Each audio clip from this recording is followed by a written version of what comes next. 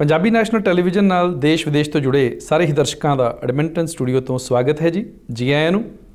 ਮਨਜੀਤ ਸਿੰਘ ਫਿਰਮਨ ਵੱਲੋਂ ਆਪ ਸਭਨਾਂ ਨੂੰ ਪਿਆਰ, ਅਦਬ ਅਤੇ ਸਤਿਕਾਰ ਭਰੀ ਸਤਿ ਸ਼੍ਰੀ ਅਕਾਲ, ਸਲਾਮ, ਨਮਸਤੇ। ਦੋਸਤੋ, ਤੁਸੀਂ ਦੇਖ ਰਹੇ ਹੋ ਪ੍ਰੋਗਰਾਮ ਐਡਮਿੰਟਨ ਡਾਇਰੀ ਔਰ ਸਾਡੇ ਇਸ ਪ੍ਰੋਗਰਾਮ ਦੇ ਵਿੱਚ ਅੱਜ ਮੇਰਾ ਸਾਥ ਦੇ ਰਹੇ ਨੇ ਸਰਦਾਰ ਗੁਰਿੰਦਰ ਸਿੰਘ ਜੀ। ਭਾਜੀ, ਆਪ ਦਾ ਸਭ ਤੋਂ ਪਹਿਲਾਂ ਸਵਾਗਤ ਹੈ ਜੀ ਸਟੂਡੀਓ ਵਿੱਚ। ਮਨਜੀਤ ਸਿੰਘ ਜੀ, ਸਤਿ ਸ਼੍ਰੀ ਅਕਾਲ ਔਰ ਪੰਜਾਬੀ ਨੈਸ਼ਨਲ TV ਦੇਖ ਰਹੇ ਸਾਰੇ ਦਰਸ਼ਕਾਂ ਦਾ ਅਸੀਂ ਸਵਾਗਤ ਕਰਦੇ ਹਾਂ ਅਤੇ ਸਾਰਿਆਂ ਨੂੰ ਸਤਿ ਸ਼੍ਰੀ ਅਕਾਲ ਜੀ। ਭਾਜੀ, ਗੱਲਬਾਤ ਆਪਾਂ ਅਲਬਰਟਾ ਤੋਂ ਸ਼ੁਰੂ ਕਰਦੇ ਹਾਂ ਜੀ ਅੱਜ। ਹਾਂਜੀ, ਕਿ ਅਲਬਰਟਾ ਦੇ ਵਿੱਚ ਜਿਹੜੇ ਕੋਵਿਡ ਦੇ ਕੇਸਿਸ ਨੇ ਉਹ ਲਗਾਤਾਰ ਵੱਧਦੇ ਜਾ ਰਹੇ ਨੇ। ਸੋ ਰੀਸੈਂਟ ਕੀ ਰਿਪੋਰਟ ਆ ਜੀ ਇਹਦੇ ਉੱਪਰ? ਮਨਜੀਤ ਸਿੰਘ ਜੀ, ਪਿਛਲੇ 3 ਦਿਨਾਂ ਤੋਂ ਇਹ ਨਿਊਜ਼ ਹੈ ਕਿ ਅਲਬਰਟਾ ਜਿਹੜਾ ਹੈ ਕੈਨੇਡਾ ਨੂੰ ਲੀਡ ਕਰ ਰਿਹਾ ਹੈ। ਅਲਬਰਟਾ ਦੇ ਵਿੱਚ ਮੈਕਸੀਮਮ ਕੇਸ ਤਕਰੀਬਨ 400 ਦੇ ਕਰੀਬ ਕੇਸ ਪਿਛਲੇ 3 ਦਿਨਾਂ ਤੋਂ ਇਹ ਹਰ ਇੱਕ ਦਿਨ 400 ਕੇਸ ਆ ਰਹੇ ਨੇ। ਸੋ ਇਹ ਥੋੜ੍ਹਾ ਜਿਹਾ ਗੰਭੀਰਤਾ ਦੇ ਨਾਲ ਸੋਚਣ ਵਾਲੀ ਗੱਲ ਹੈ। ਅਸੀਂ ਪਿਛਲੇ ਪ੍ਰੋਗਰਾਮ ਦੇ ਵਿੱਚ ਵੀ ਇਹ ਗੱਲ ਕੀਤੀ ਸੀ ਕਿ ਜਿਹੜੀ ਪਹਿਲੀ ਵਾਰ ਜਦੋਂ ਕੋਵਿਡ ਦਾ ਪ੍ਰਕੋਪ ਕੈਨੇਡਾ ਦੇ ਵਿੱਚ ਆਇਆ ਅਤੇ ਅਲਬਰਟਾ ਖਾਸ ਕਰਕੇ ਐਡਮਿੰਟਨ ਜਿਹੜਾ ਸੀ ਉਹ ਕਾਫੀ ਅਸੀਂ ਲੱਕੀ ਰਹੇ ਉਸ ਮਾਮਲੇ ਦੇ ਵਿੱਚ। ਲੇਕਿਨ ਇਸ ਵਾਰ ਲੱਗਦਾ ਹੈ ਕਿ ਸ਼ਾਇਦ ਕੁਝ ਰਿਲੈਕਸੇਸ਼ਨ ਜ਼ਿਆਦਾ ਨੇ, ਬਿਲਕੁਲ ਹਾਂਜੀ, ਸਰਕਾਰ ਵੱਲੋਂ, ਜਾਂ ਫਿਰ ਅਸੀਂ ਕੁਝ ਕਿਸੇ ਤਰ੍ਹਾਂ ਸੀਰੀਅਸ ਨਹੀਂ ਲੈ ਰਹੇ, ਜਾਂ ਅਸੀਂ ਇਸ 'ਤੇ ਬਹੁਤ ਜ਼ਿਆਦਾ ਧਿਆਨ ਨਹੀਂ ਦੇ ਰਹੇ। ਸੋ ਇਹਦੇ ਬਾਰੇ ਬਹੁਤ ਜ਼ਿਆਦਾ ਕੋਈ ਮੈਨੂੰ ਲੱਗਦਾ ਇਸ ਤਰ੍ਹਾਂ ਦੀ ਗੱਲ ਨਹੀਂ ਜਿਹੜੀ ਕਿ ਅਸੀਂ ਕੋਈ ਨਵੀਂ ਦੱਸ ਸਕਦੇ ਹਾਂ। ਬਿਲਕੁਲ, ਸਿਰਫ ਇੰਨੀ ਗੱਲ ਜ਼ਰੂਰ ਕਰ ਸਕਦੇ ਹਾਂ ਕਿ ਇਹਨੂੰ ਸੀਰੀਅਸਲੀ ਲਈਏ, ਕਿਉਂਕਿ ਮੈਨੂੰ ਆਪ ਵੀ ਯਾਦ ਹੈ ਕਿ ਜਦੋਂ ਪਹਿਲਾਂ ਗੌਰਮੈਂਟ ਵੱਲੋਂ ਰਿਸਟ੍ਰਿਕਸ਼ਨਸ ਲੱਗੀਆਂ ਅਤੇ ਅਸੀਂ ਜਦੋਂ ਗਰੋਸਰੀ ਵੀ ਲੈ ਕੇ ਆਉਂਦੇ ਸੀ ਉਹਨੂੰ ਕੱਲੀ ਆਈਟਮ ਨੂੰ ਕਲੀਨ ਕਰਦੇ ਸੀਗੇ ਅਤੇ ਜ਼ਿਆਦਾ ਕੇਅਰਫੁਲ ਸੀਗੇ, ਅਤੇ ਹੁਣ ਅਸੀਂ ਥੋੜ੍ਹੇ ਜਿਹੇ ਲੀਨਟ ਹੋ ਗਏ। ਸਹੀ ਗੱਲ ਹੈ। ਸੋ ਸਾਨੂੰ ਦੁਬਾਰਾ ਉਸੇ ਮਾਈਂਡ ਸੈਟ ਦੇ ਵਿੱਚ ਜਾਣ ਦੀ ਜ਼ਰੂਰਤ ਹੈ, ਕਿਉਂਕਿ ਇਸ ਮਹਾਂਮਾਰੀ ਦੇ ਬਹੁਤ ਸਾਰੇ ਇੰਪਲੀਕੇਸ਼ਨ ਨੇ, ਇਕਨੋਮਿਕ ਇੰਪਲੀਕੇਸ਼ਨ ਬਹੁਤ ਜ਼ਿਆਦਾ ਨੇ। ਅਗਰ ਇਹ ਹੋਰ ਜ਼ਿਆਦਾ ਫੈਲਦੀ ਹੈ ਅਤੇ ਸਾਡੇ ਹੈਲਥ ਸਿਸਟਮ 'ਤੇ ਵੀ ਇਸ ਦਾ ਜਿਹੜਾ ਦਬਾਅ ਹੋਏਗਾ ਉਹ ਜ਼ਿਆਦਾ ਪਏਗਾ। ਬਿਲਕੁਲ, ਅਤੇ ਕਿਉਂਕਿ ਬੜੀ ਮੁਸ਼ਕਲ ਦੇ ਨਾਲ ਇਕੋਨਮੀ ਜਿਹੜੀ ਹੈ ਉਹ ਲੱਗ ਰਿਹਾ ਕਿ ਥੋੜ੍ਹੀ ਜਿਹੀ ਲੀਹ 'ਤੇ ਪਈ ਹੈ, ਅਤੇ ਸਾਨੂੰ ਇਸ ਬਾਰੇ ਸੀਰੀਅਸ ਹੋ ਜਾਣਾ ਚਾਹੀਦਾ, ਸੰਜੀਦਾ ਹੋਣ ਦੀ ਲੋੜ ਹੈ, ਸੰਜੀਦਾ ਹੋਣ, ਕਿਉਂਕਿ ਕੇਸਿਸ ਜਿਹੜੇ ਲਗਾਤਾਰ ਵੱਧ ਰਹੇ ਨੇ। ਹਾਂਜੀ, ਔਰ ਜ਼ਰੂਰੀ ਹੋ ਗਿਆ ਜੀ ਇਸ ਬਾਰੇ ਕਿ ਸਾਰੇ ਸਾਡੇ ਜਿਹੜੇ ਦਰਸ਼ਕ ਨੇ, ਸਾਡੇ ਦੋਸਤ ਨੇ, ਸਾਡੇ ਵੀਰ ਭਰਾ ਨੇ, ਸਾਰਿਆਂ ਨੂੰ ਬੇਨਤੀ ਆ, ਅਪੀਲ ਆ ਕਿ ਥੋੜ੍ਹਾ ਧਿਆਨ ਦਿਓ ਜੀ, ਤਾਂ ਕਿ ਅਸੀਂ ਆਪਣੀ ਅਤੇ ਆਪਣਿਆਂ ਦੀ ਸੁਰੱਖਿਆ ਜਿਹੜੀ ਹੈ ਉਸ ਨੂੰ ਯਕੀਨੀ ਬਣਾ ਸਕੀਏ। ਬਿਲਕੁਲ ਜੀ, ਬਿਲਕੁਲ। ਭਾਅ ਜੀ, ਗੱਲਬਾਤ ਨੂੰ ਆਪਾਂ ਅੱਗੇ ਤੋਰੀਏ। ਹਾਂਜੀ, ਮੈਂ ਨੋਟ ਕਰ ਰਿਹਾ ਸੀਗਾ ਵੀ ਕੈਨੇਡਾ ਦੇ ਵਿੱਚ ਜਿਹੜਾ ਮੌਸਮ ਆ ਕਾਫੀ ਠੰਡਾ ਹੁੰਦਾ ਜਾ ਰਿਹਾ। ਬਿਲਕੁਲ ਜੀ, ਪਰ ਜਿਹੜਾ ਸਾਡਾ ਪੜੋਸੀ ਮੁਲਕ ਆ ਅਮਰੀਕਾ, ਹਾਂਜੀ, ਉਹਦੇ ਵਿੱਚ ਕਾਫੀ ਗਰਮੀ ਦੇ ਅਸਾਰ ਜੇ ਨਜ਼ਰ ਆ ਰਹੇ ਨੇ। ਕੀ ਉੱਥੇ ਅਪਡੇਟ ਆ ਜੀ? ਮਨਜੀਤ ਸਿੰਘ ਜੀ, ਪਹਿਲੀ ਗੱਲ ਹੈ ਕਿ ਸਾਡਾ ਸਾਊਥ ਦੇ ਵਿੱਚ, ਇਹ ਸਾਡਾ ਗੁਆਂਢੀ ਮੁਲਕ ਹੈ, ਹਾਂਜੀ, ਸਾਊਥ ਵਿੱਚ ਵੈਸੇ ਗਰਮੀ ਜ਼ਿਆਦਾ ਹੁੰਦੀ ਹੈ। ਲੇਕਿਨ ਦੂਜੀ ਗੱਲ ਹੈ ਕਿ ਇਲੈਕਸ਼ਨ ਜਿਹੜੀ ਹੈ ਉਹ ਇਸ ਵੇਲੇ, ਜਿਹਨੂੰ ਅਸੀਂ ਪੰਜਾਬੀ 'ਚ ਕਹਿੰਦੇ ਕਿ ਪੂਰੀ ਭਖੀ ਹੋਈ ਹੈ। ਬਿਲਕੁਲ, ਹਾਂਜੀ, ਅਤੇ ਕੱਲ੍ਹ ਹੀ ਅਜੇ ਜਿਹੜੀ ਦੋਨੋਂ ਕੈਂਡੀਡੇਟ ਨੇ ਉਹਨਾਂ ਦੇ ਵਿੱਚ ਡਿਬੇਟ ਹੋਈ ਹੈ, ਤੀਸਰੀ ਡਿਬੇਟ ਸੀ। ਬਹੁਤ ਕੁਝ ਉਹਦੇ ਵਿੱਚ ਹੋਇਆ ਔਰ ਬਹੁਤ ਸਾਰੀ ਦੁਨੀਆ ਦੇ ਤਕਰੀਬਨ ਕਹਿੰਦੇ ਨੇ ਕਿ 60 ਮਿਲੀਅਨ ਤੋਂ ਵੱਧ ਲੋਕਾਂ ਨੇ ਉਸ ਡਿਬੇਟ ਨੂੰ ਦੇਖਿਆ। ਕਿਆ ਬਾਤ ਹੈ ਜੀ। ਹਾਂਜੀ, ਵਾਕਈ ਭਾਜੀ, ਜਿਹੜਾ ਅਮਰੀਕਨ ਪ੍ਰੈਜ਼ੀਡੈਂਟ ਦਾ ਇਲੈਕਸ਼ਨ ਹੁੰਦਾ ਜੀ, ਇਹ ਬਹੁਤ ਅਹਿਮ ਇੰਟਰਨੈਸ਼ਨਲ ਕੋਈ ਐਕਟੀਵਿਟੀ ਹੁੰਦੀ ਹੈ। ਬਿਲਕੁਲ ਜੀ। ਜੇ ਮੈਂ ਗਲਤ ਨਾ ਕਹਾਂ ਕਿ ਅਮਰੀਕਾ ਨੂੰ ਅਸੀਂ ਪੁਲਿਸਮੈਨ ਆਫ ਇੰਟਰਨੈਸ਼ਨਲ ਰਿਲੇਸ਼ਨਸ ਕਹਿ ਦਿੰਦੇ ਹਾਂ, ਪੁਲਿਸਮੈਨ ਆਫ ਵਰਲਡ ਕਹਿ ਦਿੰਦੇ ਹਾਂ।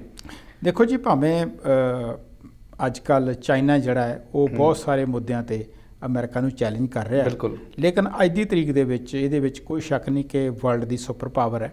ਬਿਲਕੁਲ, ਜਿਵੇਂ ਤੁਸੀਂ ਪੁਲਿਸ ਦੀ ਗੱਲ ਕੀਤੀ ਹੈ, ਇਕਨੋਮਿਕ ਜਿਹੜਾ ਫਰੰਟ ਹੈ ਉਸ 'ਤੇ ਵੀ ਅੱਜ ਤੱਕ ਤਾਂ ਸੁਪਰ ਪਾਵਰ ਇਹੀ ਹੈ। ਅਤੇ ਜਦੋਂ ਸੁਪਰ ਪਾਵਰ ਦੇ ਵਿੱਚ ਕੋਈ ਮੇਜਰ ਇਸ ਤਰ੍ਹਾਂ ਦਾ ਈਵੈਂਟ ਆਉਂਦਾ ਅਤੇ ਸ਼ਾਇਦ ਮੈਨੂੰ ਲੱਗਦਾ ਕਿ ਸਾਰੀ ਦੁਨੀਆ ਦੀ ਨਿਗਾਹ ਉਹਨਾਂ 'ਤੇ ਹੋਣੀ ਵੀ ਚਾਹੀਦੀ ਹੈ। ਬਿਲਕੁਲ, ਹਾਂਜੀ। ਅਤੇ ਭਾਅ ਜੀ, ਜਿਹੜਾ ਇਹ ਕੱਲ੍ਹ ਇਲੈਕਸ਼ਨ ਡਿਬੇਟ ਹੋਇਆ, ਹਾਂਜੀ, ਅਤੇ ਨੈਚੁਰਲੀ ਦੋਨੋਂ ਕੈਂਡੀਡੇਟ ਸੀਗੇ। ਇੱਕ ਪਾਸੇ ਜਿਹੜੇ ਮੌਜੂਦਾ ਪ੍ਰੈਜ਼ੀਡੈਂਟ ਨੇ ਟਰੰਪ ਸਾਹਿਬ, ਹਾਂਜੀ, ਅਤੇ ਦੂਜੇ ਪਾਸੇ ਜਿਹੜੇ ਹੈਗੇ ਜੋ ਬਾਈਡਨ, ਹਾਂਜੀ, ਜਿਹੜੇ ਕਿ ਪਿਛਲੀ ਗਵਰਨਮੈਂਟ ਦੇ ਵਿੱਚ ਜਦੋਂ ਓਬਾਮਾ ਜੀ ਪ੍ਰੈਜ਼ੀਡੈਂਟ ਸੀਗੇ ਉਸ ਟਾਈਮ 'ਤੇ ਵਾਈਸ ਪ੍ਰੈਜ਼ੀਡੈਂਟ ਸੀਗੇ। ਬਿਲਕੁਲ ਜੀ।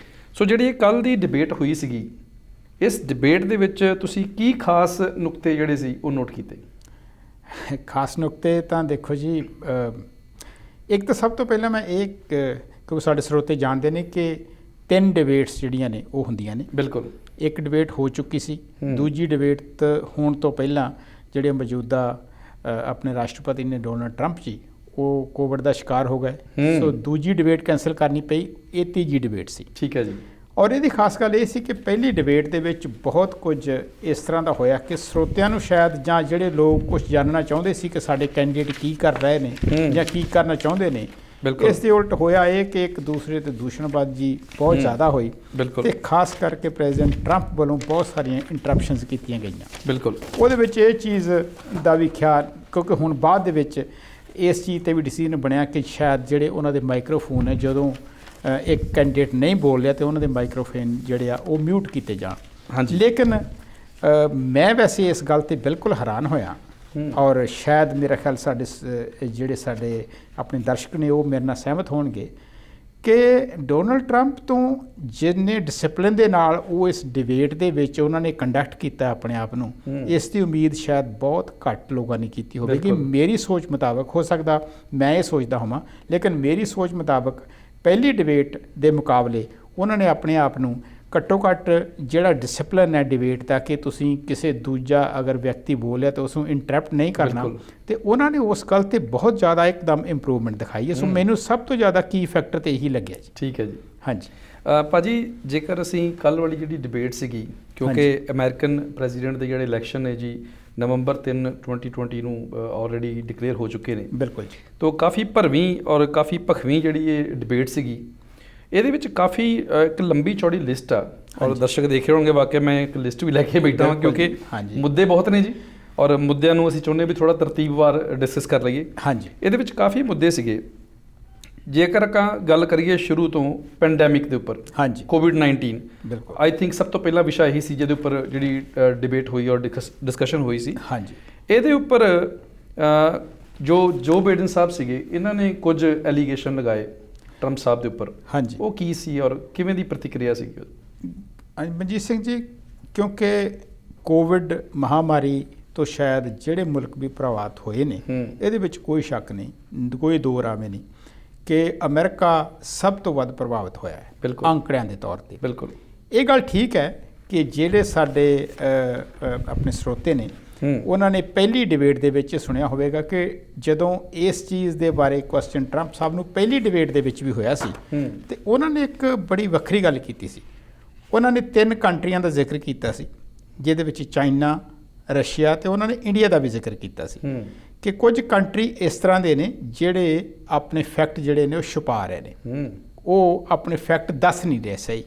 ਸੋ ਲੇਕਿਨ ਅਗਰ ਉਹਨਾਂ ਦੀ ਇਸ ਗੱਲ ਨੂੰ ਅਸੀਂ ਇੱਕ ਪਾਸੇ ਰੱਖ ਦਈਏ ਤੇ ਬਿਨਾਂ ਸ਼ੱਕ ਅੰਕੜੇ ਜਿਹੜੇ ਲੋਕਾਂ ਦੇ ਸਾਹਮਣੇ ਨੇ, ਉਹਨਾਂ ਤੋਂ ਸਾਫ਼ ਜ਼ਾਹਰ ਹੁੰਦਾ ਕਿ ਤਕਰੀਬਨ 2.25 ਲੱਖ ਦੇ ਕਰੀਬ ਅਮਰੀਕਾ ਦੇ ਵਿੱਚ ਮੌਤਾਂ ਹੋਈਆਂ ਨੇ, ਤੇ ਤਕਰੀਬਨ ਮੇਰੇ ਖਿਆਲ 7.5 ਮਿਲੀਅਨ ਲੋਕ ਜਿਹੜੇ ਨੇ ਉਹ ਇਸ ਬਿਮਾਰੀ ਤੋਂ ਪ੍ਰਭਾਵਿਤ ਹੋਏ ਨੇ। ਸੋ ਇਸ ਵਿਸ਼ੇ ਨੂੰ ਬਹੁਤ ਸਾਰੇ ਰਾਜਨੀਤਿਕ ਮਾਹਰ ਇਹ ਮੰਨਦੇ ਨੇ ਕਿ ਅਮਰੀਕਾ ਦੀ ਇਲੈਕਸ਼ਨ ਦੇ ਵਿੱਚ ਇਹ ਵਿਸ਼ਾ ਜਿਹੜਾ ਹੈ ਉਹ ਬਹੁਤ ਭਾਰੀ ਹੋਵੇਗਾ। ਬਿਲਕੁਲ। ਜਦੋਂ ਇਹ ਡਿਸਕਸ਼ਨ ਚੱਲ ਰਹੀ ਸੀ ਜੀ ਕੱਲ੍ਹ, ਜੋ ਬਾਈਡਨ ਹੋਣਾ ਨੇ ਉਹਨਾਂ ਉੱਪਰ ਕਾਫੀ ਇੱਦਾਂ ਦੇ ਸੀਰੀਅਸ ਐਲੀਗੇਸ਼ਨ ਲਗਾਏ ਵੀ ਪਹਿਲੀ ਗੱਲ ਤੇ ਟਰੰਪ ਸਾਹਿਬ ਇੰਨੀ ਤਗੜੀ ਜਿਹੜੀ ਆ ਦਰ ਜਿਹੜੀ ਮੌਤ ਦੀ ਹੋ ਚੁੱਕੀ ਆ, ਹਾਂਜੀ, ਉਹਦੇ ਉੱਪਰ ਇੱਕ ਵਾਰੀ ਵੀ ਉਹਨਾਂ ਨੇ ਸੌਰੀ ਨਹੀਂ ਕਹੀ। ਹਾਂਜੀ। ਔਰ ਦੂਜੀ ਗੱਲ ਵੀ ਟਰੰਪ ਸਾਹਿਬ ਕਹਿ ਰਹੇ ਸੀਗੇ ਕਿ we have to learn to live with Covid. ਹਾਂਜੀ। ਜਦ ਕਿ ਬਾਈਡਨ ਸਾਹਿਬ ਇਹ ਕਹਿ ਰਹੇ ਸੀ ਕਿ ਭਾਈ we have to learn to die with Covid. ਕਿੰਨੀ ਤਗੜੀ ਕੰਟਰਾਡਿਕਟਰੀ ਸਟੇਟਮੈਂਟ ਹੈ ਜੀ। ਬਿਲਕੁਲ ਜੀ, ਇਹ ਕੰਟਰਾਡਿਕਟਰੀ ਸਟੇਟਮੈਂਟ ਹੀ ਨਹੀਂ, ਮੈਨੂੰ ਲੱਗਦਾ ਹੈ ਕਿ ਹੁਣ ਤੱਕ ਵੀ, ਸ਼ੁਰੂ ਤੋਂ ਹੀ ਲੈ ਕੇ ਹੁਣ ਤੱਕ, ਇਹਨਾਂ ਦੋਨਾਂ ਕੈਂਡੀਡੇਟਸ ਦੀ ਗੱਲ ਕਰ ਰਹੇ ਹੋ ਕਿ ਡੋਨਲਡ ਟਰੰਪ ਦਾ ਜਿਹੜਾ ਰਵੱਈਆ ਕਹਿ ਲਓ, ਹਾਂਜੀ, ਜਾਂ ਉਹਨਾਂ ਦੀ ਅਪਰੋਚ ਹੈ ਕੋਵਿਡ ਨੂੰ ਲੈ ਕੇ, ਉਹ ਬਿਲਕੁਲ ਵੱਖਰੀ ਰਹੀ ਹੈ। ਠੀਕ ਹੈ ਜੀ। ਹਾਂਜੀ। ਇਹ ਕਿਉਂਕਿ ਇਸ ਗੱਲ ਦਾ ਜ਼ਿਕਰ ਇਸ ਡਿਬੇਟ ਦੇ ਵਿੱਚ ਵੀ ਆਇਆ ਸੀ ਕਿ ਪਹਿਲਾਂ ਜਨਵਰੀ ਦੇ ਵਿੱਚ ਈਵਨ ਮਿਸਟਰ ਟਰੰਪ ਨੇ ਵੀ ਚਾਈਨਾ ਦੀ ਪ੍ਰੇਜ਼ ਕੀਤੀ ਸੀ ਕਿ ਉਹਨਾਂ ਨੇ ਬੜੀ ਵਧੀਆ ਤਰੀਕੇ ਨਾਲ ਇਹਨੂੰ ਹੈਂਡਲ ਕੀਤਾ, ਲੇਕਿਨ ਬਾਅਦ ਦੇ ਵਿੱਚ ਹੁਣ ਅਸੀਂ ਸਾਰੇ ਜਾਣਦੇ ਹਾਂ ਕਿ ਕਿਸ ਤਰ੍ਹਾਂ ਉਹ ਬੜੀ ਓਪਨਲੀ ਇਸ ਚੀਜ਼ ਨੂੰ ਕਲੇਮ ਕਰਦੇ ਨੇ। ਇਹਨੂੰ ਤਕਰੀਬਨ ਇੱਥੇ ਤੱਕ ਵੀ ਕਿ ਇਹਨੂੰ ਉਹ ਕਈ ਵਾਰ ਚਾਈਨਾ ਵਾਇਰਸ ਹੀ ਕਹਿੰਦੇ ਨੇ, ਜਿਹਦੇ ਨਾਲ ਕਿ ਬਹੁਤ ਸਾਰੇ ਲੋਕ ਸਹਿਮਤ ਨਹੀਂ ਪਾਵਾਂ। ਲੇਕਿਨ ਗੱਲ ਇਹ ਹੈ ਕਿ ਮਿਸਟਰ ਟਰੰਪ ਦੀ ਸੌਰੀ ਫੀਲ ਕਰਨ ਦੀ ਗੱਲ ਤੋਂ ਮੈਨੂੰ ਲੱਗਦਾ ਕਿ ਕਿਉਂਕਿ ਉਹਨਾਂ ਦੀ ਅਪਰੋਚ ਹੀ ਹੈ, ਉਹ ਤੇ ਇਹ ਕਲੇਮ ਕਰਦੇ ਨੇ ਕਿ ਮੈਂ ਵਧੀਆ ਜੌਬ ਕੀਤੀ ਹੈ। ਬਿਲਕੁਲ। ਅਗਰ ਮੈਂ ਇਸ ਤਰ੍ਹਾਂ ਦੇ ਫੈਸਲੇ ਨਾ ਲੈਂਦਾ ਤੇ ਮੌਤਾਂ ਦੀ ਗਿਣਤੀ ਬਹੁਤ ਜ਼ਿਆਦਾ ਹੋਣੀ ਸੀ। ਦੂਸਰਾ ਇਸ ਦੇ ਨਾਲ ਉਹਨਾਂ ਦਾ ਜਿਹੜਾ ਪੱਖ ਹੈ ਨਾ ਜੀ, ਉਹ ਇਹ ਕਹਿੰਦੇ ਨੇ ਕਿ ਮੈਂ ਕੰਟਰੀ ਨੂੰ, ਕਿਉਂਕਿ ਦੁਨੀਆ ਦੀ ਸਭ ਤੋਂ ਵੱਡੀ ਇਕਨੋਮੀ ਹੈ, ਦੁਨੀਆ ਦੀ ਸੁਪਰ ਪਾਵਰ ਹੈ, ਮੈਂ ਇਸ ਕੰਟਰੀ ਨੂੰ ਬਹੁਤ ਲੰਬਾ ਸਮਾਂ ਲੋਕਡਾਊਨ ਦੇ ਵਿੱਚ ਨਹੀਂ ਰੱਖ ਸਕਦਾ। ਠੀਕ ਹੈ ਜੀ। ਉਹਨਾਂ ਦਾ ਜਿਹੜਾ ਵਿਚਾਰ ਹੈ ਉਹ ਇਹ ਕਹਿਣਾ ਚਾਹੁੰਦੇ ਨੇ, ਜਾਂ ਉਹ ਇਹ ਦੱਸਣਾ ਚਾਹੁੰਦੇ ਨੇ, ਜਾਂ ਜਿਹੜੇ ਉਹਨਾਂ ਨੂੰ ਚਾਹੁਣ ਵਾਲੇ ਨੇ ਉਹਨਾਂ ਦੀ ਸੋਚ ਦੇ ਅਨੁਸਾਰ ਜਦੋਂ ਉਹ ਗੱਲ ਕਰਦੇ ਨੇ ਤਾਂ ਉਹ ਕਹਿੰਦੇ ਨੇ ਜੀ ਕਿ ਸਾਨੂੰ ਯੂਜ਼ ਟੂ ਹੋਣਾ ਪੈਣਾ ਇਸ ਬਿਮਾਰੀ ਦੇ ਨਾਲ। ਇਸ ਨੂੰ ਡਰਨ ਦੀ ਗੱਲ ਨਹੀਂ, ਅਸੀਂ ਸਾਰੇ ਜਾਣਦੇ ਹਾਂ ਕਿ ਉਹ ਖੁਦ ਕੋਵਿਡ ਤੋਂ ਪ੍ਰਭਾਵਿਤ ਹੋਏ ਸੀ, ਔਰ ਉਹ ਮੇਰੇ ਖਿਆਲ ਤੀਜੇ ਚੌਥੇ ਦਿਨ ਬਾਹਰ ਰੱਖ ਕੇ ਕਹਿੰਦੇ ਸੀ ਕਿ ਮੈਂ ਬਿਲਕੁਲ ਠੀਕ ਹਾਂ। ਬਿਲਕੁਲ, ਹਾਂਜੀ। ਸੋ ਉਹਨਾਂ ਦੀ ਸੋਚ ਵਿੱਚ ਹੀ ਕੰਟਰਾਸਟ ਹੈ ਦੋਨਾਂ ਦੇ ਵਿੱਚ। ਦੋਨੋਂ ਵੱਖਰੀ ਚੀਜ਼ ਜਿਹੜੀ ਹੈ ਉਹ ਲੋਕਾਂ ਦੇ ਸਾਹਮਣੇ ਰੱਖ ਰਹੇ ਨੇ। ਆਪੋ ਆਪਣਾ ਜਿਹੜਾ ਮੈਥਡ ਹੈ ਉਹ ਆਪੋ ਆਪਣੇ ਜਿਹੜੇ ਵੋਟਰ ਨੇ ਉਹਨਾਂ ਦੇ ਸਾਹਮਣੇ ਰੱਖ ਰਹੇ। ਭਾਜੀ, ਜਿਵੇਂ ਤੁਸੀਂ ਹੁਣੇ ਜ਼ਿਕਰ ਕਰ ਰਹੇ ਸੀਗੇ ਕੋਵਿਡ ਨਾਲ ਰਿਲੇਟਡ ਹੋਈਆਂ ਮੌਤਾਂ ਬਾਰੇ, ਹਾਂਜੀ, ਤੇ ਜਿਹੜੇ ਜੋ ਬਾਈਡਨ ਸਾਹਿਬ ਸੀਗੇ ਇਹਨਾਂ ਨੇ ਜ਼ਿਕਰ ਕੀਤਾ ਕਿ ਬਈ 2.25 ਲੱਖ ਦੇ ਕਰੀਬ ਅਮਰੀਕਨ ਆਲਰੇਡੀ ਮਰ ਚੁੱਕੇ ਨੇ ਬਿਲਕੁਲ ਕੋਵਿਡ ਤੋਂ, ਹਾਂਜੀ, ਔਰ ਅਜੇ ਵੀ ਆਸ ਕੀਤੀ ਜਾ ਰਹੀ ਆ ਕਿ 2 ਲੱਖ ਦੇ ਕਰੀਬ ਹੋਰ ਮੌਤਾਂ ਹੋ ਸਕਦੀਆਂ ਨੇ। ਹਾਂਜੀ, ਬਹੁਤ ਵੱਡਾ ਅੰਕੜਾ ਹੈ ਜੀ। ਬਿਲਕੁਲ ਬਹੁਤ ਵੱਡਾ ਅੰਕੜਾ ਹੈ ਜੀ। ਹਾਂਜੀ, ਔਰ ਅਗਰ ਟਰੰਪ ਜੀ ਦੀ ਗੱਲ ਕਰੀਏ, ਹਾਂਜੀ, ਤੇ ਟਰੰਪ ਸਾਹਿਬ ਤੇ ਕਹਿੰਦੇ ਨੇ ਵੀ ਮੈਂ ਤੇ ਬਹੁਤ ਕੁਝ ਕਰਤਾ। ਹਾਂਜੀ, ਉਹ ਤੇ ਮੈਨੂੰ ਲੱਗਦਾ ਡਿਬੇਟ ਵਿੱਚ ਘੱਟੋ ਘੱਟ 10 ਵਾਰੀ ਕਿਹਾ ਹੋਣਾ ਉਹਨਾਂ ਨੇ ਜੀ ਕਿ ਮੇਰੇ ਵਰਗਾ ਪ੍ਰੈਜ਼ੀਡੈਂਟ ਤੇ ਅਮਰੀਕਾ ਦੀ ਹਿਸਟਰੀ ਵਿੱਚ ਅੱਜ ਤੱਕ ਨਹੀਂ ਹੋਇਆ। ਹਾਂਜੀ ਹਾਂਜੀ ਹਾਂਜੀ। ਤੇ ਕਿਵੇਂ ਦੇਖਦੇ ਹੋ ਤੁਸੀਂ ਇਸ ਗੱਲ ਨੂੰ? ਗੱਲ ਇਹ ਹੈ ਜੀ ਕਿ ਜਿਵੇਂ ਮੈਂ ਪਹਿਲਾਂ ਹੀ ਗੱਲ ਕੀਤੀ ਹੈ ਕਿ ਉਹਨਾਂ ਦਾ ਨਜ਼ਰੀਆ ਇਸ ਸਾਰੇ ਸਿਚੁਏਸ਼ਨ ਦੇ ਬਾਰੇ ਬਿਲਕੁਲ ਵੱਖਰਾ ਹੈ। ਇੱਕ ਤਾਂ ਉਹ ਇਸ ਗੱਲ ਨੂੰ ਇਕਨੋਮੀ ਦੇ ਨਾਲ ਤੋੜਦੇ ਨੇ ਹਰ ਵਾਰ। ਉਹ ਹਰ ਵਾਰ ਇਹ ਜਸਟੀਫਿਕੇਸ਼ਨ ਦਿੰਦੇ ਨੇ ਕਿ ਅਸੀਂ ਅਫੋਰਡ ਨਹੀਂ ਕਰਦੇ ਕਿ ਅਸੀਂ ਆਪਣੇ ਕੰਟਰੀ ਨੂੰ ਹੋਰ ਜ਼ਿਆਦਾ ਦੇਰ ਲੋਕਡਾਊਨ ਕਰੀਏ ਜਾਂ ਹੋਰ ਸਟ੍ਰਿਕਟ ਮੇਜਰ ਲਈਏ। ਦੂਜੇ ਪਾਸੇ ਜਿਹੜੀ ਹੈ ਗੱਲ ਹੈ ਵੈਕਸੀਨ ਦੀ। ਹਾਂਜੀ, ਟਰੰਪ ਸਾਹਿਬ ਨੇ ਬੜੀ ਕਲੀਅਰਲੀ ਇਹ ਗੱਲ ਕਹੀ ਕਿ ਕੁਝ ਹਫ਼ਤਿਆਂ ਦੇ ਵਿੱਚ, ਉਹਨੇ ਕੁਝ ਵੀਕਸ ਦੀ ਗੱਲ ਕੀਤੀ ਹੈ। ਉਸ ਤੋਂ ਬਾਅਦ ਜਿਹੜੇ ਮੋਡਰੇਟਰ ਸਨ ਉਹ ਇਸ ਡਿਬੇਟ ਦੇ, ਉਹਨਾਂ ਨੇ ਉਹਨੂੰ ਸਪੈਸੀਫਿਕਲੀ ਪੁੱਛਿਆ ਵੀ ਕਿ ਤੁਹਾਡੇ ਜਿਹੜੇ ਸਾਇੰਟਿਸਟ ਨੇ, ਡਾਕਟਰ ਫੌਚੀ ਬਾਰੇ ਉਹਨਾਂ ਦਾ ਇਸ਼ਾਰਾ ਸੀ ਕਿ ਉਹ ਕਹਿ ਰਹੇ ਨੇ ਕਿ ਸ਼ਾਇਦ 2021 ਤੱਕ ਜਾਂ ਉਹ ਸਾਰਾ ਲੱਗ ਜਾਵੇ ਇੱਕ ਵੈਕਸੀਨ ਆਉਣ ਨੂੰ, ਤੁਸੀਂ ਵੀਕਸ ਦੀ ਗੱਲ ਕਿਸ ਤਰ੍ਹਾਂ ਕਹਿ ਰਹੇ ਹੋ? ਤੇ ਫਿਰ ਉਹਨਾਂ ਨੇ ਸਪੈਸੀਫਿਕਲੀ ਟਰੰਪ ਸਾਹਿਬ ਨੂੰ ਪੁਆਇੰਟ ਆਊਟ ਵੀ ਕੀਤਾ ਵੀ ਕੀ ਤੁਸੀਂ ਕੁਝ ਕੰਪਨੀਆਂ ਦੇ ਨਾਂ ਲੈ ਸਕਦੇ ਹੋ? ਤੇ ਉਹਨਾਂ ਨੇ 3-4 ਕੰਪਨੀਆਂ ਦੇ, ਜਿਹਦੇ ਵਿੱਚ ਜੌਨਸਨ ਐਂਡ ਜੌਨਸਨ ਤੇ ਹੋਰ ਕੰਪਨੀਆਂ ਦੇ ਵੀ ਉਹਨਾਂ ਨੇ ਨਾਂ ਲਏ। ਠੀਕ ਹੈ। ਸੋ ਗੱਲ ਇਹ ਹੈ ਕਿ ਉਹਨਾਂ ਦਾ ਜਿਹੜਾ ਮੈਥਡ ਹੈ ਇਸ ਚੀਜ਼ ਨੂੰ, ਜਿਹੜਾ ਕੋਵਿਡ ਦੇ ਪ੍ਰਤੀ ਉਹਨਾਂ ਦੀ ਅਪਰੋਚ ਹੈ, ਉਹਦੇ ਵਿੱਚ ਹੁਣ ਤੱਕ ਵੀ, ਕਿਉਂਕਿ ਇੱਕ ਚੀਜ਼ ਮੈਨੂੰ ਜਿੱਥੇ ਲੱਗਿਆ ਕਿ ਉਹਨਾਂ ਨੇ ਜਿਸ ਗੱਲ ਦਾ ਜ਼ਿਕਰ ਉਹਨਾਂ ਨੇ ਜੋ ਬਾਈਡਨ ਦੇ ਉਸ ਕੁਐਸਚਨ ਦੇ ਆਨਸਰ ਵਿੱਚ ਵੀ ਕੀਤਾ, ਜਦੋਂ ਜੋ ਬਾਈਡਨ ਨੇ ਕਿਹਾ ਕਿ ਤੁਸੀਂ ਪਹਿਲਾਂ ਕਹਿੰਦੇ ਸੀਗੇ ਕਿ ਇਹ ਤਾਂ ਮਹੀਨੇ ਦੇ ਵਿੱਚ ਠੀਕ ਹੋ ਜਾਣਾ, ਈਸਟਰ ਤੱਕ, ਇਹ ਤਾਂ ਈਸਟਰ ਤੱਕ ਠੀਕ ਹੋ ਜਾਣਾ, ਤੇ ਉਹਦੇ ਕਾਊਂਟਰ ਜਿਹੜਾ ਆਨਸਰ ਉਹਨਾਂ ਨੇ ਦਿੱਤਾ ਉਹਦੇ ਵਿੱਚ ਉਹਨਾਂ ਨੇ ਕਿਹਾ ਕਿ ਹੁਣ ਤੱਕ ਵੀ ਜਿਹੜਾ ਕੋਈ ਵੀ ਵਿਅਕਤੀ ਇਸ ਦੇ ਬਾਰੇ ਉਹਦੇ ਵਿੱਚ ਕੋਈ ਪੁਖਤਾ ਜਾਣਕਾਰੀ ਨਹੀਂ ਹੈ। ਬਿਲਕੁਲ। ਈਵਨ ਡਾਕਟਰ ਫੌਚੀ ਬਾਰੇ ਜਾਂ ਈਵਨ ਹੋਰ ਜਿਹੜੇ ਕਈ ਮਾਹਰ ਸਨ, ਉਹਨਾਂ ਦੇ ਬਾਰੇ ਉਹਨਾਂ ਨੇ ਇਸ ਗੱਲ ਦਾ ਵੀ ਜ਼ਿਕਰ ਕੀਤਾ ਕਿ ਉਹ ਕਹਿੰਦੇ ਸਨ ਜੀ ਕਿ ਮਾਸਕ ਪਾਉਣ ਦੀ ਪਹਿਲਾਂ ਜ਼ਰੂਰਤ ਨਹੀਂ। ਬਿਲਕੁਲ। ਬਾਅਦ ਵਿੱਚ ਡਾਕਟਰ ਫੌਚੀ ਨੇ ਕਿਹਾ ਕਿ ਅਗਰ ਅਸੀਂ ਮਾਸਕ ਪਾ ਲਈਏ ਤਾਂ ਸ਼ਾਇਦ ਕੁਝ ਲੋਕਾਂ ਦੀਆਂ ਜਾਨਾਂ ਬਚ ਸਕਦੀਆਂ ਸਨ। ਸੋ ਉਹ ਇਸ ਚੀਜ਼ ਨੂੰ ਸੈੱਲ ਕਰ ਰਹੇ ਨੇ, ਜਾਂ ਉਹ ਇਸ ਚੀਜ਼ ਨੂੰ ਮੰਨਦੇ ਨੇ ਕਿ ਅਜੇ ਵੀ ਇਸ ਬਿਮਾਰੀ ਬਾਰੇ, ਇਸ ਮਹਾਮਾਰੀ ਬਾਰੇ ਕੋਈ ਜਾਣਕਾਰੀ ਬਹੁਤੀ ਨਹੀਂ, ਲੇਕਿਨ ਉਹ ਜ਼ੋਰ ਇਸ ਗੱਲ ਤੇ ਦਿੰਦੇ ਨੇ ਕਿ ਸਾਨੂੰ ਇਸ ਦੇ ਨਾਲ ਯੂਜ਼ ਟੂ ਹੋਣਾ ਪਵੇਗਾ, ਸਾਨੂੰ ਇਸ ਤੋਂ ਘਬਰਾਉਣ ਦੀ ਲੋੜ ਨਹੀਂ। ਬਿਲਕੁਲ। ਉਹ ਇਹ ਮੈਸੇਜ ਦੇਣਾ ਚਾਹੁੰਦੇ ਨੇ ਲੋਕਾਂ ਨੂੰ। ਠੀਕ ਹੈ ਜੀ। ਦੋਸਤੋ, ਇੱਥੇ ਇੱਕ ਬ੍ਰੇਕ ਵਾਸਤੇ ਰੁਕਦੇ ਹਾਂ ਔਰ ਬ੍ਰੇਕ ਤੋਂ ਬਾਅਦ ਇਹ ਜਿਹੜੀ ਗੱਲਬਾਤ ਆ about the presidential election debate, ਇਸ ਨੂੰ ਜਾਰੀ ਰੱਖਾਂਗੇ ਔਰ ਤੁਸੀਂ ਦੇਖਦੇ ਰਹਿਣਾ ਪੰਜਾਬੀ ਨੈਸ਼ਨਲ ਟੈਲੀਵਿਜ਼ਨ।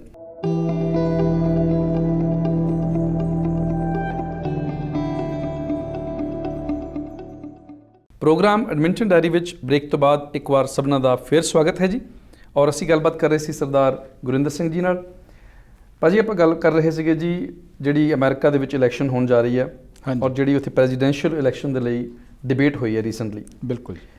ਪਹਿਲਾਂ ਅਸੀਂ ਕੋਵਿਡ ਨਾਲ ਰਿਲੇਟਡ ਗੱਲਾਂ ਬਾਤਾਂ ਕਰ ਚੁੱਕੇ ਹਾਂ ਜੀ। ਬਿਲਕੁਲ ਜੀ। ਉਸ ਤੋਂ ਬਾਅਦ ਇੱਕ ਬੜਾ ਅਹਿਮ ਮੁੱਦਾ ਸੀਗਾ ਜੀ ਨੈਸ਼ਨਲ ਸਿਕਿਉਰਿਟੀ ਦਾ। ਹਾਂਜੀ।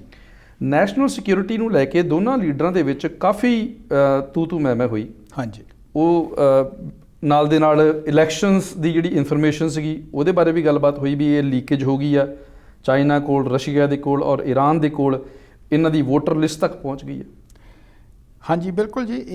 ਇਹ ਆਪਣੇ ਜਿਹੜਾ ਨਾ ਜੀ ਇਲੈਕਸ਼ਨ ਇਨਫਲੂਐਂਸ ਕਰਨੀ ਕਿਸੇ ਦੂਸਰੇ ਕੰਟਰੀ ਵੱਲੋਂ, ਇਹ ਵੈਸੇ ਤਾਂ ਜਿਹੜਾ ਮੁੱਦਾ ਹੈ ਇਹ ਨਵਾਂ ਨਹੀਂ ਹੈ। ਇੰਨਾ ਨਵਾਂ ਜ਼ਰੂਰ ਹੈ ਕਿ ਜਦੋਂ ਦਾ ਸੋਸ਼ਲ ਮੀਡੀਆ ਪਪੂਲਰ ਹੋਇਆ ਉਸ ਤੋਂ ਬਾਅਦ ਇਹ ਮੁੱਦਾ ਬਣ ਲੱਗਿਆ। ਠੀਕ ਹੈ ਜੀ। ਇੰਡੀਆ ਦੀ ਇਲੈਕਸ਼ਨ ਦੇ ਵਿੱਚ ਵੀ ਇਹ ਮੁੱਦਾ ਬਣਿਆ, ਇੰਗਲੈਂਡ ਦੇ ਵਿੱਚ ਜੋ ਰੈਫਰੈਂਡਮ ਹੋਇਆ ਬ੍ਰੈਕਸਿਟ ਦਾ ਉਸ ਦੇ ਵਿੱਚ ਵੀ ਇਹ ਮੁੱਦਾ ਬਣਿਆ। ਬਿਲਕੁਲ। ਔਰ ਇਸ ਤੋਂ ਪਹਿਲਾਂ ਜਦੋਂ ਡੋਨਲਡ ਟਰੰਪ ਪ੍ਰੈਜ਼ੀਡੈਂਟ ਬਣੇ ਉਸ ਵੇਲੇ ਵੀ ਮੁੱਦਾ ਬਣਿਆ ਅਤੇ ਇਸ ਗੱਲ ਦਾ ਬੜੀ ਓਪਨ ਡਿਸਕਸ਼ਨ ਹੋਈ ਕਿ ਰਸ਼ੀਆ ਨੇ ਜਿਹੜੀ ਅਮਰੀਕਨ ਇਲੈਕਸ਼ਨ ਸੀ ਉਸ ਨੂੰ ਇਨਫਲੂਐਂਸ ਕੀਤਾ, ਕਿਉਂਕਿ ਇਹ ਮੁੱਦਾ ਬਣਨਾ ਹੀ ਸੀ। ਬਿਲਕੁਲ। ਔਰ ਇਸ ਮੁੱਦੇ ਦੇ ਬਾਰੇ ਮੇਰਾ ਖਿਆਲ ਤੁਹਾਨੂੰ ਯਾਦ ਹੋਵੇਗਾ, ਸਾਡੇ ਸਰੋਤੇ ਹਾਂਜੀ ਵੀ ਇਸ ਗੱਲ ਤੋਂ ਵਾਕਫ ਹੋਣਗੇ ਕਿ ਦੋ ਬਹੁਤ ਵੱਡੇ ਮੀਡੀਆ ਹਾਊਸ ਨੇ ਜਿਹਦੇ ਵਿੱਚ ਮੇਨ ਜਿਹੜੇ ਫੇਸਬੁੱਕ ਹੈ ਜੀ, ਮਾਰਕ ਜ਼ਕਰਬਰਗ ਨੇ, ਠੀਕ ਹੈ, ਉਹਨਾਂ ਨੂੰ ਅਮਰੀਕਾ ਦੇ ਵਿੱਚ ਤਕਰੀਬਨ ਉਹਨਾਂ ਦੀ, ਅਗਰ ਮੈਂ ਸੌਖੇ ਸ਼ਬਦਾਂ ਦੇ ਵਿੱਚ ਕਹਾਂ, ਕਿ ਉਹਨਾਂ ਦੀ ਪੇਸ਼ੀ ਵੀ ਹੋਈ ਜਿੱਥੇ ਵੀ ਉਹਨਾਂ ਨੂੰ ਐਕਸਪਲੇਨ ਕਰਨਾ ਪਿਆ ਕਿ ਉਹਨਾਂ ਵੱਲੋਂ ਕਿਸ ਤਰ੍ਹਾਂ ਡਾਟਾ ਇਕੱਠਾ ਕਰਕੇ ਉਹ ਜਿਹੜਾ ਹੈ ਉਹ ਵੱਖ-ਵੱਖ ਪੋਲੀਟੀਕਲ ਪਾਰਟੀਆਂ ਨੂੰ ਵੇਚਿਆ ਜਾਂਦਾ ਅਤੇ ਉਹ ਫਿਰ ਕਿਸ ਤਰ੍ਹਾਂ ਵੋਟਰਾਂ ਨੂੰ ਇਨਫਲੂਐਂਸ ਕਰਦੇ ਨੇ। ਠੀਕ ਹੈ ਜੀ। ਸੋ ਇਹ ਮੁੱਦਾ ਜਿਹੜਾ ਹੈ ਇਹ ਮੇਰਾ ਖਿਆਲ ਹੈ ਕਿ ਹਰ ਮੁਲਕ ਦੀ ਇਲੈਕਸ਼ਨ ਦੇ ਵਿੱਚ ਆਵੇਗਾ। ਇੰਡੀਆ ਦੇ ਵਿੱਚ ਵੀ ਸ਼ਾਇਦ ਤੁਸੀਂ ਸੁਣਿਆ ਹੋਵੇਗਾ। ਬਿਲਕੁਲ। ਕਿਉਂਕਿ ਵੱਖ-ਵੱਖ ਜਿਹੜੀਆਂ ਰਾਜਨੀਤਿਕ ਪਾਰਟੀਆਂ ਨੇ ਉਹਨਾਂ ਦੇ ਆਪਣੇ IT ਸੈੱਲ ਨੇ, ਉਹ ਉਹਨਾਂ ਦੀ ਫੰਡਿੰਗ ਹੈ ਪਾਰਟੀਆਂ ਵੱਲੋਂ, ਅਤੇ ਉਹ ਇਹਨਾਂ ਸੋਸ਼ਲ ਮੀਡੀਆ ਜਿਹੜੀਆਂ ਆਊਟਲੈਟਸ ਹੈ ਉਹਨਾਂ ਨੂੰ ਆਪਣੇ ਪੈਸੇ ਪੇ ਕਰਕੇ ਅਤੇ ਆਪਣੇ ਤਰੀਕੇ ਨਾਲ ਇਨਫਲੂਐਂਸ ਕਰਨ ਦਾ ਯਤਨ ਕਰਦੀਆਂ ਨੇ। ਬਿਲਕੁਲ। ਅਤੇ ਜੇ ਰਾਜਨੀਤਿਕ ਪਾਰਟੀ ਆਪਣੇ ਲਈ ਕਰ ਸਕਦੀ ਹੈ ਤਾਂ ਫੋਰਨ ਕੰਟਰੀ ਵੀ ਕਰ ਸਕਦੀ ਹੈ। ਜ਼ਰੂਰ। ਲੇਕਿਨ ਇਸ ਡਿਬੇਟ ਦੇ ਵਿੱਚ ਦੋਨਾਂ ਕੈਂਡੀਡੇਟਸ ਵੱਲੋਂ 3 ਕੰਟਰੀਆਂ ਦਾ ਮੁੱਖ ਤੌਰ 'ਤੇ ਨਾਂ ਲਿਆ ਗਿਆ, ਚਾਈਨਾ, ਰਸ਼ੀਆ ਅਤੇ ਈਰਾਨ ਦਾ ਨਾਂ ਲਿਆ ਗਿਆ। ਔਰ ਇਸ ਦਾ ਆਮ ਜਿਹੜੇ ਅਮਰੀਕਨ ਵੋਟਰ ਨੇ ਉਹ ਇਸ ਦਾ ਕੀ ਪ੍ਰਭਾਵ ਲੈਣਗੇ ਇਹ ਆਉਣ ਵਾਲਾ ਸਮਾਂ ਦੱਸੇਗਾ। ਭਾਜੀ, ਜਿਵੇਂ ਤੁਸੀਂ ਜ਼ਿਕਰ ਕਰ ਰਹੇ ਸੀਗੇ ਕਿ ਦੋਨਾਂ ਕੈਂਡੀਡੇਟਸ ਵੱਲੋਂ ਇੱਕ ਦੂਜੇ ਦੇ ਉੱਪਰ ਲਾਂਛਣ ਲਗਾਏ ਗਏ। ਹਾਂਜੀ। ਤੇ ਟਰੰਪ ਸਾਹਿਬ ਨੇ ਤੇ ਇੱਥੋਂ ਤੱਕ ਕਹਿਤਾ ਜੋ ਬਾਈਡਨ ਸਾਹਿਬ ਨੂੰ ਕਿ ਬਈ ਤੁਸੀਂ 3 ਮਿਲੀਅਨ ਡਾਲਰ ਜਿਹੜੇ ਆ ਉਹ ਰਸ਼ੀਆ ਤੋਂ ਲਏ, ਕਿਉਂਕਿ ਪੁਤਿਨ ਤੁਹਾਡੇ ਬਹੁਤ ਅੱਛੇ ਮਿੱਤਰ ਸੀ। ਹਾਂਜੀ। ਤੁਹਾਡੇ ਬੇਟੇ ਨੂੰ ਚਾਈਨਾ ਦੀਆਂ ਵੱਡੀਆਂ ਕੰਪਨੀਆਂ ਦੇ ਵਿੱਚ ਜੌਬ ਮਿਲੀ, ਕਿਉਂਕਿ ਤੁਸੀਂ ਜਦੋਂ ਵਾਈਸ ਪ੍ਰੈਜ਼ੀਡੈਂਟ ਸੀ ਤੁਹਾਡੇ ਉੱਥੇ ਕਾਫੀ ਅੱਛੇ ਰਿਲੇਸ਼ਨ ਸੀਗੇ। ਹਾਂਜੀ। ਤੇ ਇਸ ਦੇ ਉਲਟ ਜੋ ਬਾਈਡਨ ਸਾਹਿਬ ਨੇ ਟਰੰਪ ਜੀ ਤੇ ਲਾਏ ਵੀ ਤੁਸੀਂ ਤੇ ਅਜੇ ਤੱਕ ਆਪਣੇ ਟੈਕਸ ਤੱਕ ਨਹੀਂ ਰਿਵੀਲ ਕਰਦੇ, ਟੈਕਸ ਦੀ ਇਨਫੋਰਮੇਸ਼ਨ। ਚਾਈਨਾ ਵਿੱਚ ਤੁਸੀਂ ਵੱਡੇ ਟੈਕਸ ਭਰੇ ਨੇ, ਉੱਥੇ ਤੁਹਾਡੇ ਸੀਕ੍ਰੇਟ ਅਕਾਊਂਟਸ ਨੇ। ਹਾਂਜੀ ਮਨਜੀਤ ਸਿੰਘ ਜੀ, ਇਹ ਜਿਹੜੇ ਪਰਸਨਲ ਐਲੀਗੇਸ਼ਨ ਨੇ ਇਹ ਇਸ ਡਿਬੇਟ ਦੇ ਵਿੱਚ ਵੀ ਕਾਫੀ ਹੋਏ, ਪਹਿਲੀ ਡਿਬੇਟ ਦੇ ਵਿੱਚ ਬਹੁਤ ਜ਼ਿਆਦਾ ਹੋਏ ਸਨ। ਹਾਂਜੀ। ਔਰ ਇਹ ਜਿਹੜੀ ਗੱਲ ਇਹ ਨਵੀਂ ਨਹੀਂ, ਕਿਉਂਕਿ ਟਰੰਪ ਪਹਿਲਾਂ ਵੀ ਜੋ ਬਾਈਡਨ ਦੇ ਬੇਟੇ ਦੀ ਜੌਬ ਦੀ ਗੱਲ ਕਰਦਾ ਰਿਹਾ ਕਿ ਜਦੋਂ ਜੋ ਬਾਈਡਨ ਵਾਈਸ ਪ੍ਰੈਜ਼ੀਡੈਂਟ ਸੀਗੇ ਬਰਾਕ ਓਬਾਮਾ ਵੇਲੇ, ਅਤੇ ਉਹਨਾਂ ਦੇ ਬੇਟੇ ਨੇ ਰਸ਼ੀਆ ਦੇ ਵਿੱਚ ਅਤੇ ਉਹਨਾਂ ਕੰਟਰੀਆਂ ਦੇ ਵਿੱਚ ਇੱਕ ਮਲਟੀਨੈਸ਼ਨਲ ਕੰਪਨੀ ਦੇ ਵਿੱਚ ਜੌਬ ਸੀ ਉਹਨਾਂ ਨੂੰ। ਔਰ ਸਿਰਫ ਉਹਨਾਂ ਦਾ ਕਹਿਣਾ ਇਹ ਹੈ ਕਿ ਉਹਨਾਂ ਦੀ ਕੋਈ ਕੁਆਲੀਫਿਕੇਸ਼ਨ ਨਹੀਂ ਸੀ, ਉਹ ਯੋਗਤਾ ਨਹੀਂ ਸੀ, ਲੇਕਿਨ ਉਹ ਸਿਰਫ ਜੋ ਬਾਈਡਨ ਦੇ ਇਨਫਲੂਐਂਸ ਕਰਕੇ ਉਹਨਾਂ ਨੂੰ ਜੌਬ ਮਿਲੀ ਸੀ। ਸੋ ਉਹ, ਔਰ ਦੂਜੀ ਗੱਲ ਜਿਵੇਂ ਤੁਸੀਂ ਦੱਸਿਆ ਕਿ ਜੋ ਬਾਈਡਨ ਹੁਣਾਂ ਨੇ ਪੁਆਇੰਟ ਆਊਟ ਕੀਤਾ ਕਿ ਚਾਈਨਾ ਦੇ ਵਿੱਚ ਬੈਂਕ ਅਕਾਊਂਟ ਜਿਹੜੇ ਨੇ ਟਰੰਪ ਦੇ ਚਾਈਨਾ ਦੇ ਨਾਲ ਜਿਹੜੀ ਕਲੋਜ਼ਨੈਸ ਹੈ। ਬੇਸਿਕਲੀ ਗੱਲ ਤਾਂ ਸਿਰਫ ਇਹ ਨਹੀਂ ਹੈ ਕਿ ਕਿਉਂਕਿ ਚਾਈਨਾ, ਰਸ਼ੀਆ ਉਹ ਇੱਕ ਜਿਹੜਾ ਤਕਰੀਬਨ ਮਤਲਬ ਕਿ ਡੈਮੋਕ੍ਰੈਟਿਕ ਸੈਟਅਪ ਨਹੀਂ ਹੈ। ਬਿਲਕੁਲ। ਅਤੇ ਅਮਰੀਕਾ ਜਾਂ ਹੋਰ ਜਿਹੜਾ ਵੈਸਟਰਨ ਵਰਲਡ ਹੈ ਉਹ ਉਹਨਾਂ ਨੂੰ ਐਜ਼ ਏ ਵਿਲਨ ਹੀ ਦੇਖਦਾ ਹੈ। ਅਤੇ ਜਦੋਂ ਕਿਸੇ ਨੂੰ ਤੁਸੀਂ ਡੀਮੀਨ ਕਰਨਾ ਹੈ, ਜਦੋਂ ਤੁਸੀਂ ਕਿਸੇ ਨੂੰ ਇਹ ਕਹਿਣਾ ਹੈ ਕਿ ਤੁਸੀਂ ਬਈ ਤੁਹਾਡੇ ਉਹਨਾਂ ਦੇ ਨਾਲ ਰਿਲੇਸ਼ਨ ਨੇ, ਇਹ ਦੋਨਾਂ ਕੈਂਡੀਡੇਟਸ ਨੇ ਜਿਹੜੀ ਆ ਉਹ ਕੋਸ਼ਿਸ਼ ਕੀਤੀ ਹੈ। ਲੇਕਿਨ ਇਹ ਹੁਣ ਜਿਹੜੇ ਵੋਟਰ ਨੇ ਮੇਰਾ ਖਿਆਲ ਹੈ, ਹਾਂਜੀ, ਉਹ ਡਿਸਾਈਡ ਕਰਨਗੇ ਵੋਟਾਂ ਪਾ ਕੇ ਕਿ ਕਿਹੜਾ ਬੰਦਾ ਕਿਹਦੇ ਕਿੰਨਾ ਕਲੋਜ਼ ਹੈ, ਜਾਂ ਵੋਟਰ ਇਹ ਗੱਲ ਦੀ ਕੋਈ ਵੇਟੇਜ ਲੈਂਦੇ ਵੀ ਨੇ, ਇਹ ਆਉਣ ਵਾਲਾ ਸਮਾਂ ਦੱਸੇਗਾ। ਬਿਲਕੁਲ। ਇੱਕ ਹੋਰ ਬੜਾ ਅਹਿਮ ਮੁੱਦਾ ਸੀਗਾ ਜੀ ਇਮੀਗ੍ਰੇਸ਼ਨ ਦਾ। ਹਾਂਜੀ। ਕਿਉਂਕਿ ਤੁਹਾਨੂੰ ਪਤਾ ਵੀ ਅਮਰੀਕਾ ਦੇ ਵਿੱਚ ਜਿਹੜੇ ਇਲੀਗਲ ਇਮੀਗ੍ਰੈਂਟਸ ਉਹਨਾਂ ਦੀ ਤਾਦਾਦ ਬਹੁਤ ਵੱਡੀ ਆ। ਬਹੁਤ ਹੈ ਜੀ। ਔਰ ਉਸ ਨੂੰ ਲੈ ਕੇ ਤੁਹਾਨੂੰ ਪਤਾ ਜਦੋਂ ਟਰੰਪ ਸਾਹਿਬ ਪ੍ਰੈਜ਼ੀਡੈਂਟ ਬਣੇ ਸੀ, ਇਹਨਾਂ ਨੇ ਗੱਲ ਕੀਤੀ ਸੀ ਵੀ ਮੈਂ ਤੇ ਬਹੁਤ ਲੰਬੀ ਇੱਕ ਦੀਵਾਰ ਬਣਾ ਦੇਣੀ ਹੈ ਮੈਕਸੀਕੋ ਦੇ ਨਾਲ। ਹਾਂਜੀ।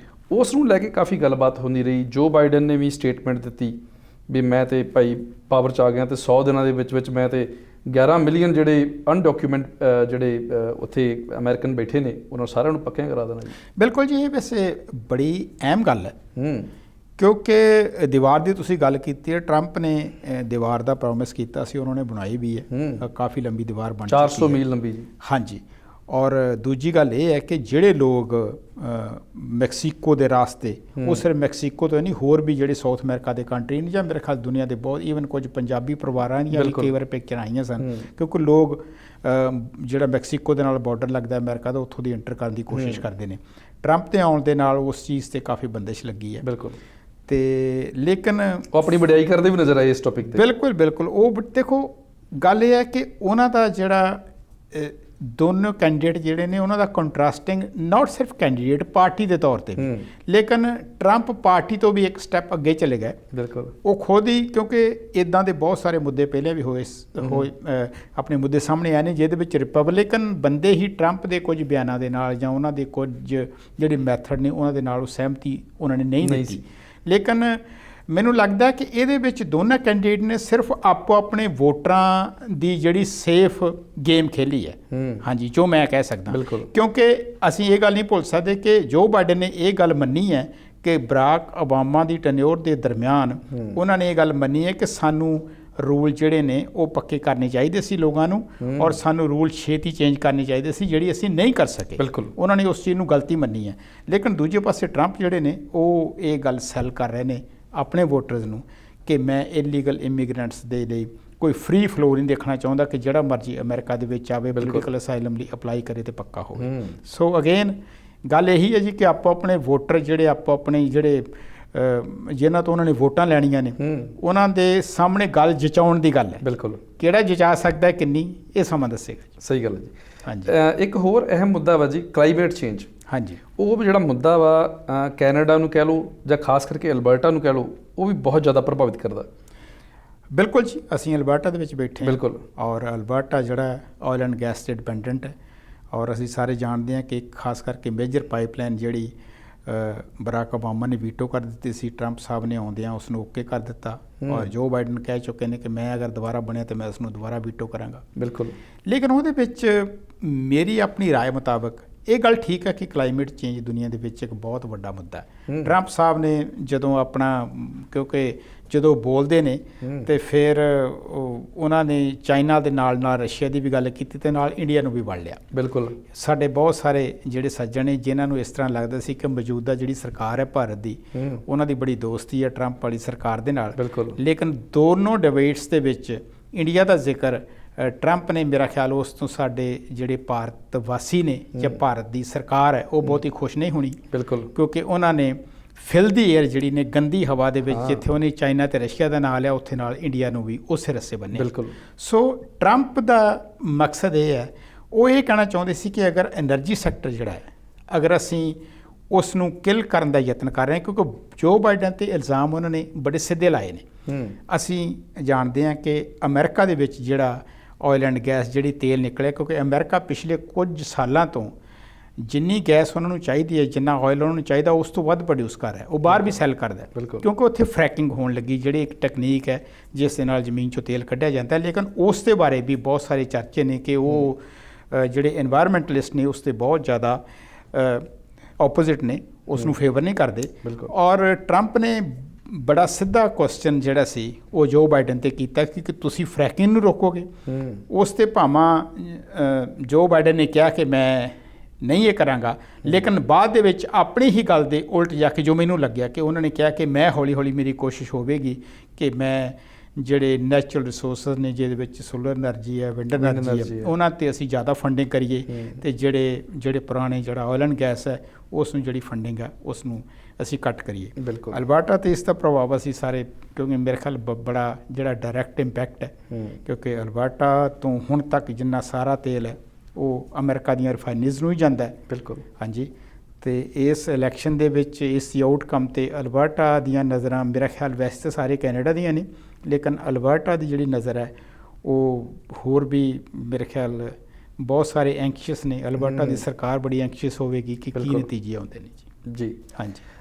ਭਾਜੀ ਮੁੱਦੇ ਤਾਂ ਹੋਰ ਵੀ ਕਾਫੀ ਸੀਗੇ, ਜਿਵੇਂ ਉੱਥੇ ਮਿਨੀਮਮ ਵੇਜਸ ਦੀ ਗੱਲ ਕੀਤੀ ਗਈ ਵੀ $15 ਜਿਹੜੇ ਆ ਉਹ ਨੇਸ਼ਨ ਵਾਈਡ ਕਰ ਦੇਣੇ ਚਾਹੀਦੇ ਨੇ। ਹਾਂਜੀ। ਜਾਂ ਇਸ ਤੋਂ ਇਲਾਵਾ ਹੋਰ ਵੀ ਕਾਫੀ ਮੁੱਦੇ ਸੀਗੇ ਜਿਹੜੇ ਕਿ ਅਮਰੀਕਨ ਜਿਹੜੀ ਪ੍ਰੈਜ਼ੀਡੈਂਸ਼ੀਅਲ ਡਿਬੇਟ ਦੇ ਵਿੱਚ ਕੀਤੇ ਗਏ। ਹਾਂਜੀ। ਪਰ ਸਮੇਂ ਦੀ ਜਿਹੜੀ ਕਸੌਟੀ ਆ ਉਹਨੂੰ ਦੇਖਣਾ ਪੈਣਾ ਜੀ ਆਪਾਂ ਨੂੰ, ਕਿ ਸਮਾਂ ਇਜਾਜ਼ਤ ਨਹੀਂ ਦੇ ਰਿਹਾ।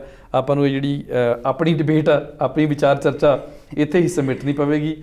ਅਸੀਂ ਬਹੁਤ ਧੰਨਵਾਦੀ ਹਾਂ ਤੁਹਾਡੇ, ਤੁਸੀਂ ਸਾਡੇ ਸਟੂਡੀਓ ਵਿੱਚ ਆਏ ਔਰ ਜਿਹੜੀ ਇਹ ਡਿਬੇਟ ਸੀ ਇਸ ਉੱਪਰ ਜਿਹੜੀ ਵਿਚਾਰ ਚਰਚਾ ਕੀਤੀ।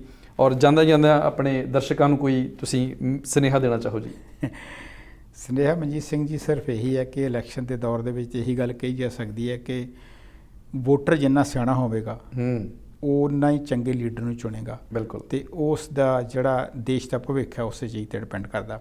ਸੋ ਆਪਾਂ ਆਪਣੇ ਕੈਂਡੀਡੇਟ ਦੇ ਵਿਚਾਰ ਲੋਕਾਂ ਨੇ ਸੁਣੇ ਨੇ। ਅਸੀਂ ਤਾਂ ਉਮੀਦ ਇਹੀ ਕਰਦੇ ਹਾਂ ਕਿ ਲੋਕ ਆਪਣੀ ਸੋਚ ਸਮਝ ਜਿਹੜੀ ਆ ਉਹ ਸੂਝ-ਬੂਝ ਜਿਹੜੀ ਹੈ ਉਸ ਦੇ ਅਨੁਸਾਰ ਵੋਟ ਪਾਉਣ, ਕੋਈ ਚੰਗੀ ਸਰਕਾਰ ਬਣੇ, ਚੰਗਾ ਵਿਅਕਤੀ ਸਾਹਮਣੇ ਆਵੇ ਜਿਸ ਦੇ ਨਾਲ, ਕਿਉਂਕਿ ਦੁਨੀਆ ਦੀ ਸੁਪਰ ਪਾਵਰ ਦਾ ਜਿਹੜਾ ਪ੍ਰੈਜ਼ੀਡੈਂਟ ਬਣਨਾ ਹੈ ਤੇ ਉਸ 'ਤੇ ਸਾਰੀ ਦੁਨੀਆ ਪ੍ਰਭਾਵਿਤ ਹੋਵੇਗੀ। ਬਿਲਕੁਲ।